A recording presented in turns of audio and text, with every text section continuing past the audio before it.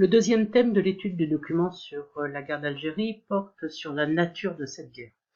Avant d'étudier les documents, je voudrais quand même rappeler, parce que c'est assez peu évoqué dans ces documents, que la nature de cette guerre est profondément une guerre coloniale, c'est-à-dire une guerre qui est menée par un État et par une armée d'un pays colonisateur, que vous voyez ici, contre une population qui réclame l'indépendance. On a donc d'un côté une armée et de l'autre côté des maquisards, des militants en armes et une résistance à la colonisation telle qu'on a pu connaître une résistance en France dans la Seconde Guerre mondiale et je vais y revenir. Ceci étant dit, la violence de la guerre s'accompagne de fractures à l'intérieur de la population algérienne. Une des fractures à l'intérieur de la population algérienne se fait au sein même du mouvement nationaliste, entre les courants que je vous ai présentés la dernière fois, c'est-à-dire le courant du MTLD ou MNA suivant les périodes, et le courant du FLN. Ici, vous avez une photographie qui évoque le massacre de Melouza en mai 1957, c'est-à-dire un affrontement direct et un massacre de la part du FLN qui s'en prend à des villageois qui sont supposés participer ou supposés être intégrés ou être favorables au mouvement MNA de Messali Hadj. Ces massacres ont existé non seulement en Algérie mais en France, du moins ces règlements de compte, massacres en Algérie, règlements de compte en France. Pendant toute la durée de la guerre d'Algérie, il y a eu une lutte entre le MNA et le FLN. Bien entendu, la deuxième division fondamentale dans la population algérienne, dans la population des musulmans algériens, c'est la division entre les maquisards, les combattants de la liberté, et puis les harkis, c'est-à-dire ceux que l'on a appelés les supplétifs, c'est-à-dire les combattants algériens engagés dans l'armée française, dont il faut peut-être rappeler que tous les qu'ils n'étaient pas tous véritablement volontaires. On voit ici le texte, donc extrait de lettres et de carnets des récits des Français et Algériens dans la guerre, en l'occurrence un extrait d'une lettre ou d'une explication de Youssef Harki.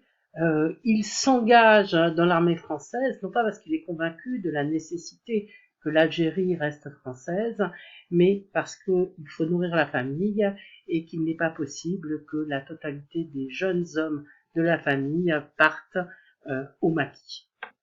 De l'autre côté, on a un texte publié dans les cahiers présence de femmes, aux ateliers de la recherche sur les femmes algériennes, de Drifa Maquisard, une femme qui s'engage, une femme de Sétif, on a vu l'importance de Sétif dès le début, c'est-à-dire dès 1945, une femme qui s'engage dans le maquis, aussi parce qu'elle entend vivre une liberté, elle entend vivre en liberté par rapport, bien sûr, à la France, mais y compris par rapport à la relation entre les hommes et les femmes.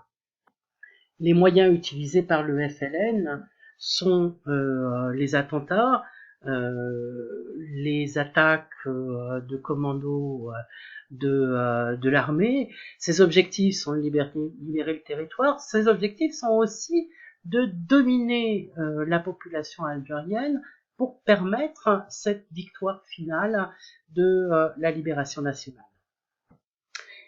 À cela, l'armée française répond par une répression féroce qui prend la forme de torture, non seulement des militants qui sont pris, mais même de la population de façon générale, et de ce qu'on a appelé la corvée de bois, c'est-à-dire qu'on assassine directement ceux que l'on a arrêtés. Bien sûr, cette torture, elle va à l'encontre des principes affirmés par la France. Elle est surtout mal admise par certains Français, dans la mesure où ça ne fait pas si longtemps que ça que la torture a été utilisée par la Gestapo contre les résistants. Et un de ceux qui dénoncent la torture en France, c'est Pierre Vidal-Naquet, qui publie le livre La torture sous la République. Ces contradictions, elles sont sensibles aussi dans ce qu'on appelle la bataille de Paris, c'est-à-dire les rafles d'Algériens, le couvre-feu qui est établi pour les Algériens à Paris, couvre-feu qui donne lieu à la manifestation du 17 octobre 1961, manifestation qui est extrêmement violemment réprimée par la police. On assassine en masse les Algériens à Paris. On note, et vous l'avez ici dans le document qui vous est montré, alors d'abord ce sont des images qui renvoient tout à fait aux rafles de juifs pendant la Seconde Guerre mondiale, mais on note aussi la présence de Maurice Papon, préfet de police en 1958, Maurice Papon qui a été préfet de police dans la région bordelaise pendant la Seconde Guerre mondiale et qui a envoyé des juifs dans les camps d'extermination. C'est d'ailleurs pour cette deuxième raison que Maurice Papon a été plus tard passé en jugement. Le document montre ici, donc c'est un extrait, c'est la une de l'Écho d'Alger. Il évoque le général de Gaulle. La guerre d'Algérie s'est doublée de difficultés internes et s'est doublée d'une transformation du pouvoir politique français. Entre 1954 et 1958, la 4e République ne semble pas vraiment capable de régler le problème colonial et le 13 mai 1958, une manifestation à Alger réclame le retour du général de Gaulle au pouvoir. Ce qui s'est traduit par une réalité, donc le retour de Gaulle au pouvoir, lequel de Gaulle a changé les institutions, ce qui a donné naissance à la 5e République. La première position de Gaulle, c'est la paix des braves, c'est-à-dire le fait de demander aux musulmans, aux combattants algériens de déposer les armes.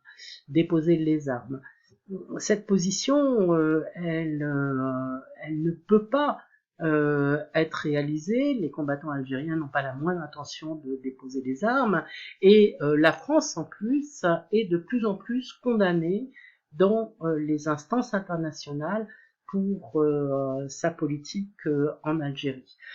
D'où en fait une politique gaulliste qui s'oriente de plus en plus vers l'autonomie de l'Algérie, ce qui provoque la colère des colons en Algérie. Alors ici, donc, vous avez le 30 janvier 60, la une des Échos. En janvier 1960, c'est la semaine des barricades. Les barricades, donc, de colons partisans de l'Algérie française contre la politique de Gaulle.